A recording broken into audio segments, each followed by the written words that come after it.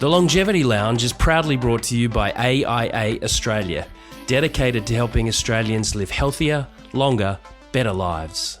In this week's episode of Younger Longer's Longevity Lounge podcast, Leechy and The Prof are flying solo. Yep, no guests, no distractions, just pure, unfiltered conversation about the 4 non-negotiable pillars of longevity. These are the rock-solid foundations we believe everyone should prioritise if they want to unlock their fullest health span and live younger, longer. Tune in for a powerful and practical discussion packed with the insights that could completely shift the way you think about your health. You won't want to miss this one.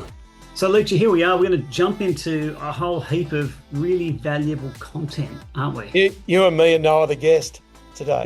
Is that good? Well, we'll find out. I know we Find out from our viewers whether they're happy with just you and me. Well, look, I think we've had some terrific guests so far. We've gone everywhere from world-renowned actors through to world champions, multiple world champions as our longevity legends. We've had experts on, but I think this is a really good opportunity to sort of jump into some of the critical content theory and thinking around longevity. And I know you've got a range of models and frameworks that you work with and that you deploy around the place. And today we're going to focus on 4 of those that every one of us can learn from. Yeah, I think when you start breaking up longevity, the thing that we've learned over the last year or so with people coming on is that there's probably non-negotiables that we all need to be working on. And then there's also the ones that you can do outside of those that, are the 1%ers that add on top, the icing on the cake. But you've got to get your pillars right. And I thought today we'd pick 4 of those that are super important. And then the other thing I thought would be worth talking about, and if you listen to the Craig Cooper interview we did last month, he did touch on the fact of what he does now as a over 60-year-old or, being an over 50, over 60-year-old and the difference between when you're younger and now. And I think was a really good point that's worth talking about today as well. Well, I don't think and I love that we're doing that today, but we don't even really think about longevity until we hit a particular turning point. And it might be a life event where someone, has a tragic accident or dies early, where mortality starts to raise its head, or it might just be that we age and our body starts giving us signals that we're aging and we need to take better care. So let's jump into it. The 4 pillars, and if we look at, general insights and then specifically over 50, and I love your point, they're not the same thing. And it's also really good to point out that most of us jump on the shiny new thing, the ice bath, the taurine being the pill you take every day. That's one of the latest things that people are saying. Yeah. But there's the not negotiables, as you put it. And the first one here is exercise and movement. So can I just bring that up? It's really interesting that if you play on social media and you're on Instagram, you get up in the morning or, you've got time at night or Facebook, and you see these longevity influencers or, fitness influencers or whatever they are. And when you got to think that they're going to say something to you that tries to hook you in. And most of the stuff that we're going to talk about today is reasonably boring, but it's right. But what they try to do is frame something that's going to get your attention. And it's the frilly stuff that doesn't really matter that much. It's the stuff that they get you with. And so people need to realize that not to get sucked into all of that. It's a great point. And also, anyone that's got a chronic illness, you'll get advice from your specialist, which will speak to the core of the issue, and then you'll get the fluff and the cherry on top. For instance, if you've got liver disease, the most important thing to do is one of your pillars here, which is food and nutrition. The most important. It's an overnutrition disease. However, they'll also say take milk thistle, which might help as a supplement for 5%. Most of the time, a lot of the time, I should say people overemphasize and over-index on just the cherry on top. And you've been doing this for a long time, training people for, I don't know, what are you now, 70, 80 years old? For 72 tomorrow, yeah. A long time. Actually, it's your birthday, or it's just been your birthday. Well, pseudo leap year, non-leap year, pretend birthday tomorrow. So what are you, 15 or 16? 15 and a quarter tomorrow. Mental age and maturity. Yeah, and just the leap year age too. Well, let's jump into it. The first of the non-negotiable pillars being exercise and movement. Yeah, so the research doesn't lie in this, and they do talk about 150 minutes a week of sort of moderate exercise, and moderate exercise is that puffing type, exercise. You could do that walking if you're walking quick enough. It's tough to get some words out if you and I are going for a walk, and 150 hours a week, the data shows that you'll reduce the chances of that all-cause mortality by about 28%. So it adds years to your life. It's one of those ones for me that, and I know you do the same, it's an everyday thing for me. That might be a little bit extreme, but what I do tend to do is not the same thing 2 days in a row. So because of that, you get the rest on different muscle groups, which means that, when I back up tomorrow morning doing Pilates, today I did bike riding, and it's a different set of muscle groups tomorrow compared to what I did today. So you're not really overworking one area. And I think when you start talking about exercise, when you're under the age of 40 and younger, it tends to be go hard, push yourself, and about how quick you go. I think the difference is now, for me being over 50, is that everything you do is based around, mate, we don't want to get injured. We want to be able to do it the next day, and we don't want to be put into a situation where we've got to go in for surgery because we've done our knee or our shoulder because we've done something stupid. So the exercises sort of change. The touch football as a kid, surfing big waves, doing exercises where you're putting pressure on your joints. You've got to make some decisions as you get older. Running is another one. It becomes Pilates or yoga, bike riding, swimming, things that don't put that level of pressure on the body, because you want to keep doing stuff and not being on the sidelines. It's a contentious point, Leechy. So I'm sorry, when I say it's contentious, there's only parts of it that are. I was talking to an Olympic physio recently who said the arthritic outcomes for those people who keep running are better from those that don't. Now, that's only if you haven't had a acute traumatic injury, like you've run out of cartilage and you've got a labral tear in your hip and you have to have a hip replacement, which I'm a Monty for. I've been there and done that already. So I've run through my cartilage through my previous life, and had to have hip surgery. So that's the only surgery that I've had done. And I was told that if I don't want to have the other one done, then stop running. So that's the decision, right? And so for me, it was, I don't want to go back in and have 3 to 6 months on the sidelines, not being able to use my legs. So, mate, we don't run anymore. Now that's a decision that you make based on longevity, but it's just one of those ones that you do. I think the other one that worth talking about is strength training. So when you're 20 and 30 years of age, the importance on that's not there. But the data shows that over the age of 50, that strength training becomes something that's equally as important as having heart health and working your heart rate. And you don't have to do a lot to get a big benefit with strength training. For me, I'll do 2 to 4 sessions a week, depending on the week. So getting in the gym and just pushing weights, or doing Pilates where you're doing strength training, or paddling is a resistance type exercise that you do for the upper body. But, people can improve in the space of probably 4 to 8 weeks. You can see a significant amount of strength improvement doing 2 to 3 days a week of training. Yeah, even I've found that as a N equals 1, looking at my own performance, doing 2 or 3 sessions that are really not much. Like, in their 20s and 30s, you'd spend an hour and a half in the gym.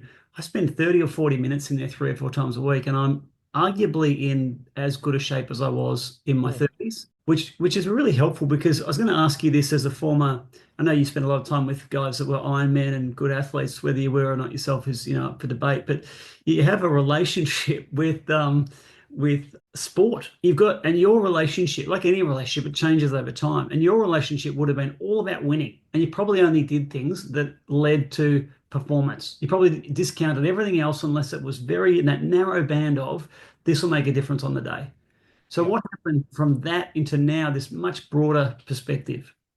So I retired from professional sport at 35. And this would be the same for anyone that does sport in a teams event, like just weekend warriors. When you're younger, you're trying to perform and get a result. And for me, that was my job. And so everything you did was based around getting faster and trying to win.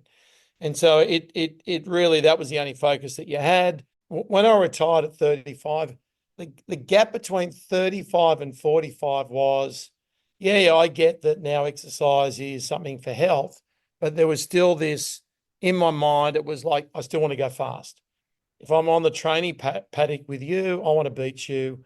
And the ego and just that mindset was still there. It took 10 years for that to diminish. Between the ages of 45 and 55, the change came that, yeah, I can still do the things that I used to do to a degree, but maybe when I train now, I don't need to go flat out, and it's more around being healthy. But it still took, a good 10-year relationship with myself and my mind to be able to go and flick into that mode. From 55 to now, the change was everything I do with fitness is based around a health outcome.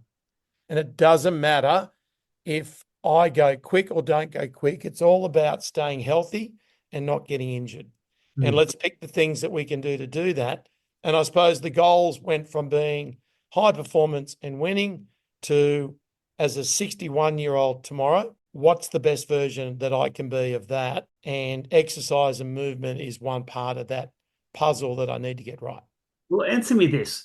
So let's set the scene a little bit. It's a beautiful summer morning. It's about 6 a.m. The sun's coming up. There's a 6 foot easterly breeze in Manly. There's a lovely, maybe a 4 foot, 4 to 6 foot chop that's coming in off the back of that. It's pretty choppy. I'm training on a ski with you. We've probably trained together at that point for 10 years. And you were so competitive because I was beating you in that session that you put your ski down the mine into the rocks and you don't come off. You very, very rarely come off your ski. I've probably seen it once, which was then because you were so desperate to get ahead of me because I had the step on you. And now look, whether that was the first and last time that ever happened, who can say? But Well, I can say. in that instance, you seem to be still a little bit competitive. So I imagine the trigger's still alive somewhere. It doesn't leave. No, it doesn't leave. But you know what? The thing is that, but that's good, right? Because you want to improve and you're competitive. And so for me now, it's about being competitive around how healthy you can be and what you can do in regards to that, and being the best version of yourself, right? So, when I turned 60 last year, I set this 10-year set of goals that I wanted to be able to do certain things when I was 70. It was funny. One of them was to stay married, right? Which in the past, when I was younger, I wasn't very good at. Right. But I did this talk the other day and I brought that up, and I did say that I need to go and change that to being happily married when I'm 70, because just being married is probably not good enough. But that was one of them. So I had about 8 different things that I wanted to be able to do in 10 years' time, or be 9 years now. And some of them are physical, some of them are mental related, and then some are just based around happiness, right? Which is one of the pillars we'll go into a bit later.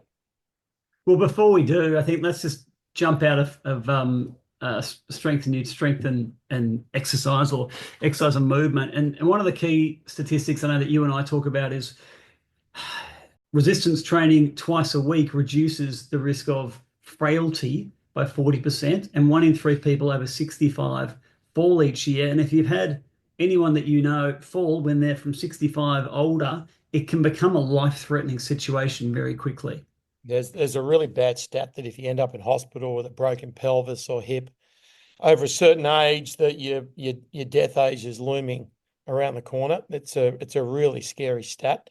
I think the last thing to talk about before we leave exercise and movement is that, yeah, you want to keep your steps up, but you've got to keep your balance and that ability to stay upright as strong as possible. And you and I did the series of tests in Melbourne last year, and the one that for me that I wasn't as good at compared to all the rest was that balance piece, which was standing on 1 foot with your eyes closed and just being able to stay on 1 foot for up to 20 seconds. And because I don't practice that, and it's not a movement that you do normally, I was weak at it. And so, that balance piece is really important. And so for me personally, the Pilates that I do on a reformer machine, when that balance piece comes into into play is a really important part of my training routine as And well. you're not alone. For all of us, our balance deteriorates. And for a lot of us, I hit my head in 2016, which meant from that point forward,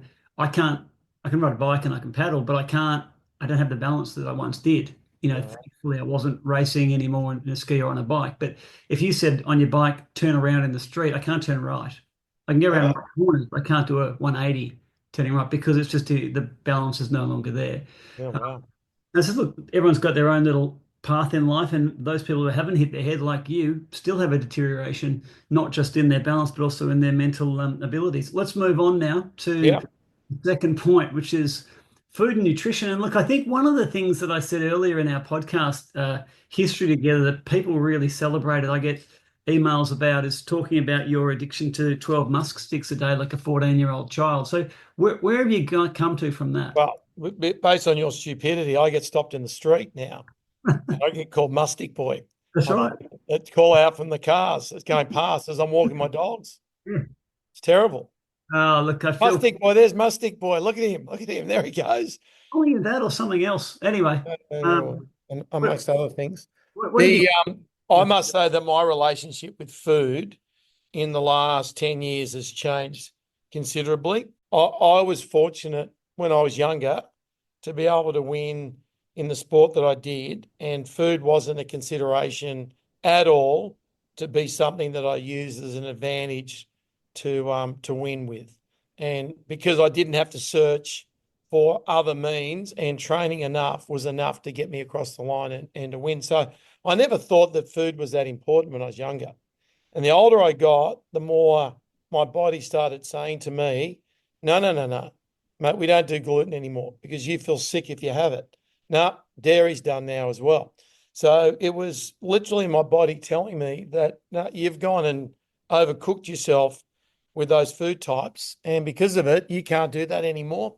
And then sugar was the other one, right? Because, yeah, even though you're exaggerating the story, it is true that as an athlete, taking Gatorade and all the sugary substances that you'd burn off training 3 times a day, that the habits were still there and you weren't training as much, and the body gets to a point where it goes, no, no, no, you don't do that anymore.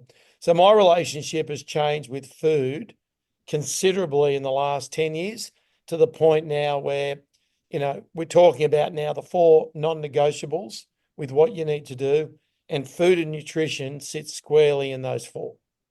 And even general knowledge has moved over the last 30 years. I did 5 years of a sports science degree, and in that time, we were all about exercise. We spent 1 or 2 modules, maybe 1 year in total, just 2 subjects, looking at the role of nutrition. But then it became very evident that you can't out-train a bad diet. And that little saying was monumental, not for me, but for the people that I was coaching at that particular time. And also in general terms, you can't out health just being a training machine and not eating well. So Yeah. your health data is not going to be great if you don't get that piece right. Yeah. But it's got far-reaching implications. Forget about performance. There was a 10K runner who I trained with for 10 years as a youngster who was a great runner, but he would eat Cadbury chocolate and drink Coke pretty much as his diet. And I think sub 32 10K, so good runner. He died at 42 from health-related causes. And look, no one's going to really say it's because you're sponsored by Coke and Cadbury. I sort of watched it unfold. The rest of us who had a bit more of a balanced diet, and that even things like the Game Changers show that came on Netflix that looked at some of the more scientific aspects of having a plant-based diet, we're starting to see that really come to life as we age. Look, there's probably a number of things that we probably need just to touch on with food. The fact that, whole foods are so important. The fact that that Mediterranean diet and the blue zones around the world, the 6 spots that Dan Buettner found with people that on average live per capita, over the 100 mark more than anywhere else in the world. One of the things they all had in common was they eat off the land and they eat whole foods and they stay pretty much away from processed foods in their diet, right? So, you can bang on about, I want to eat just meat and, I'm going to go on this diet or all the rest of it. But at the end of the day, that information doesn't lie. And there's probably 3 or 4 key points that sit across the blue zones. And one of them is the Mediterranean diet. So for me, I eat red meat, but I don't have it every day. I eat lean red meat probably twice a week. I'll have non-meat days where for dinner I just eat vegetables and salad and those sort of things as a break. But for me personally, I try not to put anything in my stomach that's in a wrapper or has been touched by mankind. So it's off the land as much as I can, right? And I don't do alcohol, barely ever. And sugar is kept to a minimum. And if you look at like an inflammation diet compared to an anti-inflammatory diet, that Mediterranean / whole food type eating program just looks after your body from an inflammation point of view as well. Yeah, and we will start to see that more and more as we age. It's as much anecdotal observation as it is science. You don't necessarily need to do all the testing to see the implications. You can see it, unfortunately, on some of the people that we grow up and grow old with. Other things that have been popular and are really under scrutiny at the moment are things like time-restricted diet and calorie deficiency and all that sort of thing. Give us your thoughts. Well, I looked at the experts out there, and there's for me. So this is what I think. If you're over the age of 50, one of the key things that you've got to do is hold muscle on your body. You do that through doing some resistance training and keeping your protein levels up. So you need X amount of protein a day. And for me, being about 83 kilograms, I try to get 100, 120 grams of protein every day. If I'm not eating for a day or 2 days, or whatever you're talking about with this fasting, then I'm losing muscle off my body. And so for me, that's a concern. But then what I do is I'll stop eating at 9 o'clock at night. I just cut foods then, and I won't have my first meal of the day till probably 11 o'clock. And I can do that based on my lifestyle. And it's not as easy for other people, but it'll be liquid up until then. It'll be water, supplements, protein powder in water, maybe a coffee. And then at 11 o'clock, for me, I'll eat scrambled eggs, an avocado, half a mango, those sort of things. And then I won't eat till I snack in the afternoon on nuts and fruit till I eat dinner again at night. So for me, there is that fasting piece. It's probably 13, 14 hours maybe. But my belief is that I need to hold muscle on my body because we do know that as you age, holding muscle on the body is really hard. And we don't want to be in a situation where osteoporosis becomes an issue. And we've got to push that as much as we can. What's your thoughts?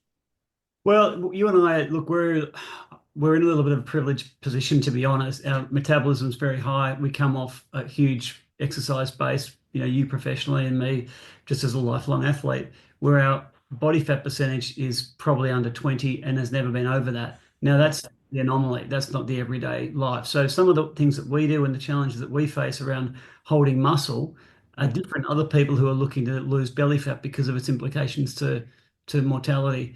So, but I'm very much the same, being an ectomorph, slight mesomorph, that I know only because I pay attention to it. And I think the message to everyone is you should probably think about it, that lean muscle mass is really important. We know that longevity is lean. We know the longest living men, particularly men, are lean. They're not bigger people. So point one is probably excess body fat, particularly belly fat. Do what you can to get rid of that through resistance training, helping burn, increasing metabolic rate, combined with some aerobic exercise and restricted diet. The other thing is that calorie deficit has that massive knock-on effect. Some of the autophagy theories that came out that, you're sending things out into your cells, your body to repair, it's mostly still based on rats. We don't have long. There's not enough human evidence on that yet. No. And so and some of the other things that came out was your body, if you've been fasting for a long period of time, your body is actually more receptive to cancer cells. So let's just say if you've had a 16, 20-hour fast and you eat a charred piece of something, which is possibly carcinogenic, by the way, bacon is class 1 for that, your body's going to be more receptive to actually taking that on board and having ill effects as a result. So For me, in terms of what I would do, I'm very much like you. I don't eat until around 10:30. I have a protein shake early because protein is important. But I'm entirely plant-based, so I will eat mostly, sorry, plant-based. I'll eat fish once a week, but I monitor my protein and I eat a hell of a lot of legumes and tofu and nuts and all the things that get me to about 100 grams because I'm 74 kilos in weight, and so 100 grams is about right. I think the key for people is planning. I mean, people are going to work, right? They're busy. And if you don't plan on what you're going to eat during a day, then you get caught out with being starving in the afternoon, and you'll go for something that's not healthy because you don't have something in front of you. So for me, one of the things I do here in the office is I'll bring in a container cashews, some, sultanas. I'll bring a banana with me from home to work so that in that afternoon period where you do get hungry and you start feeling a bit tired or whatever because you need some calories, that you're getting the right food in you. So that planning piece is important. People need to have some sort of, structure around what they're doing. I mean, years ago when I trained Jonathan Coleman to lose weight, I mean, one of the strategies was just, if it's not in the house, you can't get access to it because it's no good for you. Well, then chances of you going out at 8 o'clock at night to go and buy an ice cream or something is limited, right? So all that planning piece is super important. But we can't stress enough the fact that food and nutrition is a big part of how we end up with our longevity. So it's got to be taken seriously. And what about sleep, Leach? I know you in the past would be up early. You're on the beach, you're training with the guys, massive workload, progressive overload, needing your sleep to recover. What have you noticed over the aging period, and what are your thoughts about it? So I used to catch up on sleep during the day. We get up at 4:30 in the morning and train because you normally swam in the morning in the squad early, 5 o'clock or 5:30. So based around training hard, you're always tired. So because it was a full-time job, you'd sleep at some stage during the day for an hour, a bit like they do in Europe. You get that siesta type sleep. We'd have it just because you're exhausted, and you'd still be tired enough with the other training to get your sleep at night. For the normal person, mate, you're not sleeping for an hour in the afternoon at the back of the office while everyone else is working. It's not going to happen, right? So, and for me, the same. So for me now, mate, for me to not be tired, I need between 7 hours 20 and 8 hours sleep a night, counting in getting out of bed a couple of times to go and have a leak, right? At the age of 60.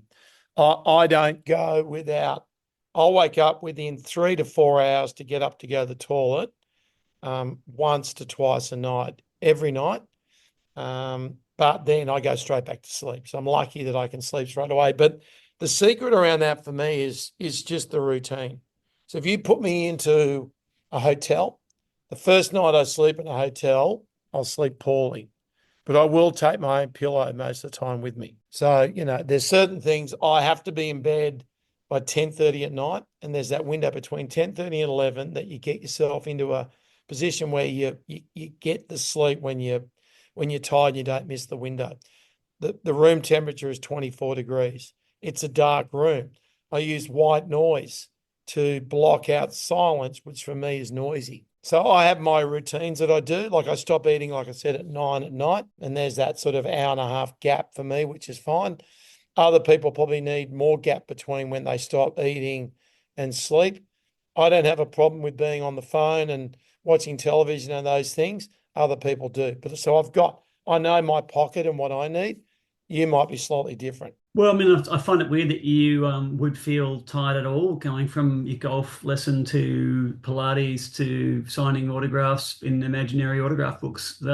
So that doesn't sound exhausting at all. But yes, no, I think sleep regularity is really good. I think things like Whoop and the Apple health metrics that don't just speak about volume of sleep, but the regularity and the importance of going to sleep at the same time, waking up at the same time really matters. I read something great recently. It was Andrew Huberman actually. It was talking about sleep, saying, "What happens if you get a bad night's sleep? Should you get up and train or get up and exercise?" And I know a lot of our 3 or 4 listeners are sort of athletes, so most of them would think about this too. And traditionally, if I've got a bad night's sleep, I go, no, I can't get up and train. He actually said that next day it'll help you readjust to train that next day. You might train actually well, just don't do it 2 days, two consecutive days. So, Yeah. which was great. Yeah. And the other thing with that is it comes down to how long you're training, the intensity of the training session. There's a big difference between a 2-hour hard run compared to 30 minutes just in the gym throwing a few weights around, you know? So, you know, for me, if I've had a shocking night's sleep, then I make sure, yeah, I train, but I do something that's a little bit more friendly on the body than pushing too hard. So, you know, you've got to take that in consideration as well. I mean, I know you work on, when you talk about sleep, we also talk about recovery as well in there. And knowing, you know, your patterns with HRV is important because that gives a direct window to how your body's responding on that given day. And for you, you know exactly what that comes in at because you're very data driven. Yeah, it was just only because I'm interested. A lot of people aren't, but for me, I'm a very boring eater. You're talking about eating before. It's so easy because I'm so boring. I eat the same thing. I look for 30 different plant sources a week and I eat the But I'm same. talking about HRV, heart rate variation. I know. I'm coming back to that. I'm just Oh, looking. right. Sorry about your. I just thought you went completely off topic. No, I'm so boring that I lost you. Your limited attention span couldn't even keep up because I bored you to death. You bored you. I'm exhausted from all my fans and just trying to keep up with them all. Yeah, that all those imaginary underpants being thrown your way. So the point was, yes, I'm always looking at the data to determine what's going on. But let's get back to something that's useful, and that is some of the statistics are quite confronting. For those Instagrammers and the YouTubers that say, listen, you can sleep when you're dead. Why would you sleep? Sleep 4 hours, you'll be laughing. Well, you know, according to the Harvard study, if you sleep 6 hours or less, you're increasing the risk of early death by 12%. Yeah, yeah. Um, it means 6, 7 hours has to be where we start, and we know there's a implications for heart disease. Sleep more, lose more weight. Fascinating. Yeah, there's definitely that sleep piece is. I mean, there's another one that says if you're a shift worker, very, very debilitating on the body as well. So, you know, Yeah. like the message here is try to get into that 7 to 8 hours window, or 7 to 9 hours, but at least 7 to 8, and just have a good look at your routine and your patterns, and just give it some thought, right? Because for certain people, certain ways of doing it is better than others, right? You know, for me, a huge part of me sleeping interstate is just having a pillow that I actually feel comfortable with. So for me to go and put a bigger suitcase and have a bigger suitcase and chuck my pillow in with me is the difference between me getting a good night's sleep or not, right? Yeah. Is it just your pillow or is it your blankie as well? Is that something else that you pop in your little bunny from to have a little snuggle with? Hey, Leechy, let's move on to something that I know you and I really excel in, social interaction. Yeah, I'm probably one of Well, the I do anyway. Yeah. removed from You're not all. so much. See, I'm your only friend. Yeah. Oh, that's right. Yeah, WhatsApp groups, I get ejected after about 4 or 5 weeks, I think. It's probably enough to say Maximum. Yeah. I'm Time. out. Yeah. You're relatively social. People tend to like you, which is Mm, you tend to like that and find that important. How yeah. important is that for a longevity? Well, one of the lines that makes social interaction just all the more important is that there's one that states that loneliness is as harmful as smoking 15 cigarettes a day. I Yeah. mean, that is absolutely frightening when you start thinking about the fact of just being in a poor mental state and not being happy and what it can do with the implications on your health. Just shows that this one deserves to be squarely in those four pillars that we're talking about. Yeah, I saw some loneliness statistics that weren't as high as I thought they'd be actually. That's like 15, 13 or 15% of people experiencing loneliness, but there's those numbers are heavily amplified in certain demographic pockets. And the older that we get, particularly if you're a male, it's really easy to be lonely. Now, that's why I have two dogs and no friends, never lonely. And that's why, I'm your friend, Carlos. You know that. what do you say? I'm in your top five in the suburb that we live. Yeah, that's right. Because we live close to each other. Right. Right. Yeah. Little best buddies we are, you and me. The Harvard did a study and found that loneliness increases the mortality risk by 26%. So it's a thing, right? So there's no doubt that everyone's banging on at the moment about, oh, we want to live to 100, and Brian Johnson's out there saying that I'm going to show you how you're not going to die. But if you're not happy, if you're not happy, then what's the point, right? And the thing is, not that I sort of go through this rating every day of, am I happy? Am I not happy?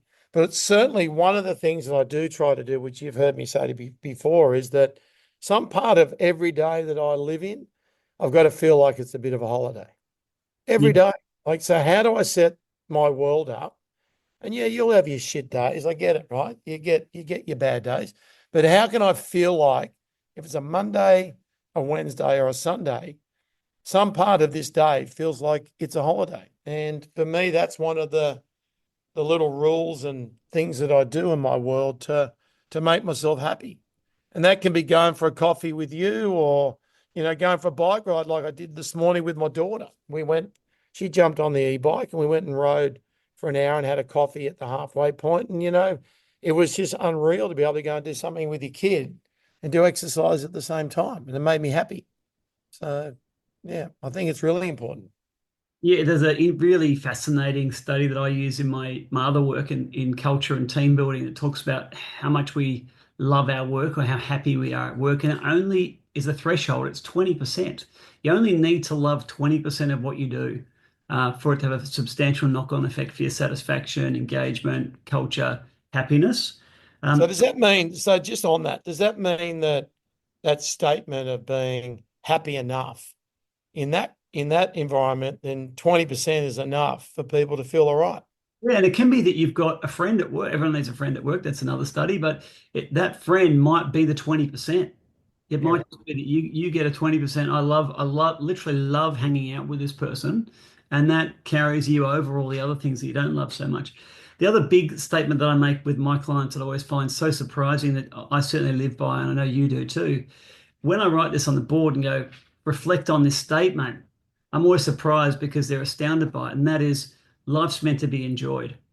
And when I put that into a big corporate bank or an insurance firm or a tech company, not tech company so much, but they don't really think in that manner. They look through a lens of, I'll enjoy my life when I'm outside of work, and work is work. Whereas we're in an existence now where it's very clear if you are differentiating those two aspects, it's going to affect your mortality. And based on longevity, we need to make sure that you are blending your life into one consistent, cohesive, generally happy experience. It makes a lot of sense that if you're working 8, 10, 12 hours a day and you consider that not to be fun and there is no happiness in there, that you're really just sucking the life out of yourself.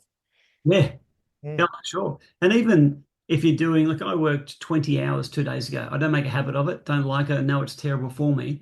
But that day I rode for 2 hours in the forest. And because of that, I didn't actually mind the rest Yeah. of the work. It was Yeah. that balance point of I had a holiday. I was in nature, we saw the sun come up. The rest of it, you wear it.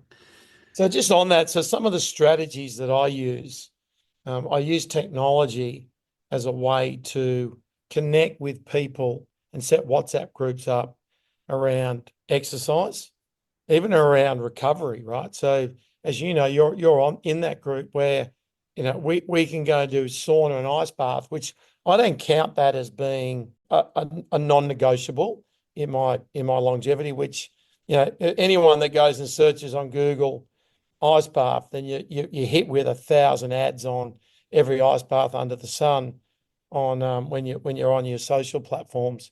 But what I do count as a non-negotiable is the fact that I can have 4 or 5 of my mates turn up, my friends, to go and do that with me. So the point is that, yeah, you might get some sort of health benefit from being in a sauna and doing ice baths and feel really good from it. But the one that's more important is the fact that you, me, and a bunch of other people have all turned up, had a laugh at the same time doing that and connected. And it was the same, like every Wednesday afternoon, I've got another group that play golf down the local golf club, and anyone can turn up. We go into groups and we throw the balls up, and you're never playing in the same group one week from the next, right? And it's a 9-hole game because we've got things to do during the day, but we get there and tee off at 3 o'clock and we finish by 5 and we go home to the family. But it's fun, right? It's good fun. And you see these people because you don't see them outside of that. It takes effort to stay connected with people the older you get. It Yeah. really does. Like, so for me, your friends become more narrow. There's less of them. And unless you're making an effort to connect up with people, you just get lost. They just go by the wayside, huh? Yeah. Shared experience pieces, we look for those strategies of, it's one thing saying stay connected, but to build into your life a way of having shared experiences keeps you connected, and you're really good at that. You're very good at building those groups. I'm really good at reading the WhatsApp channel to work out when you're going to this sauna and ice bath so that I'm not there at the same time. Only because you're shit house in the ice bath. That's the only reason. It's bad, but that's what You you don't get. like exposing yourself to the to what you do in there. Yeah. No, it's not really that. There's only so many times that we can hear about Trevor or Guy Andrews beating you in whatever Uncle Toby's race in Portsea. I'll say right now, for the record, I'll never talk about someone beating me in any race ever, ever. Yeah. Leechy, is there anything else you think we should focus on for final thoughts? No, I just think that, I think that the message is that, that those four are really important for people. We're not telling anyone listening anything probably that they haven't heard before. There'll be a few stats in there that would be a little bit of an eye opener for some people to go, shit, that's pretty strong. I didn't realize that was that important. But I think the older we get, the more we've got to realize that these areas need to be thought about, and we just need to focus in on them because they're gonna help us down the track. And when you said earlier, you get to certain points in your life where these areas become more prominent.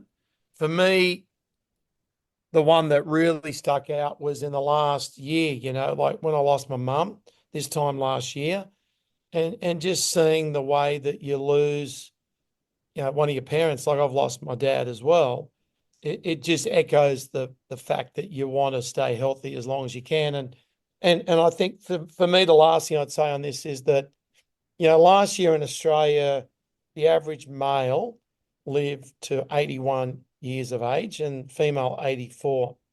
The thing that we've got to consider is not that, but the World Health Organization does a research piece around the world called the Hale Index, and it's the healthy age life expectancy. So it's when you're at your healthiest before chronic illness comes in, and that stays with you to the end. And for Australians, that's 9.7 years. So if you take 9.7 years off the average age, then you're talking about in your early 70s is when that somebody's going to grab hold of you. You're going to have to the end. So we've got to be really, really thoughtful of the fact that if we do these things right, then we can extend out that healthy age life expectancy, the Hale Index, as far out as we can, which we want to do. I sit here not going, I want to live to 100. I want to live the healthiest I can for the longest period of time. And that's the important one. Which it's a good segue for our I know we've got, I think I might have said 3 or 4 listeners being optimistic. We've got Kevin in Coonabarabran who's sent through a couple of questions. So you're doing a lot in this outside of the podcast. So your business Younger Longer. Do you want to talk about anything coming up there so people can jump on it? Yeah, so in June this year, around June, we're launching a health platform called Younger Longer. What I've sort of realized, and when we launched this podcast series, you and I, one of the reasons we did it was we wanted to see what's out there, what information is the best to take in for you and me to live the best version of ourselves. And we've done that with bringing the right people in and all the rest of it. What I have noticed is that there's no one platform that you can go to where you can get all the information from all the experts within longevity to give yourself the best outcome. So what I've been doing the last 6 months is putting experts into this team under the Younger Longer banner, and they're going to be able to provide the right information to anyone out there that wants it in the coming in June.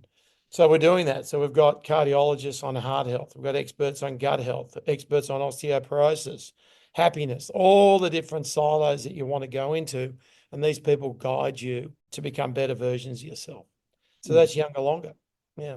Great. Well, fantastic. I'm looking forward to that. And just finally today, I just a shout out to Ruth in Rockhampton. Please don't keep sending the pictures of you lying on the naked Leechy photo from the Salcone banner in 1975.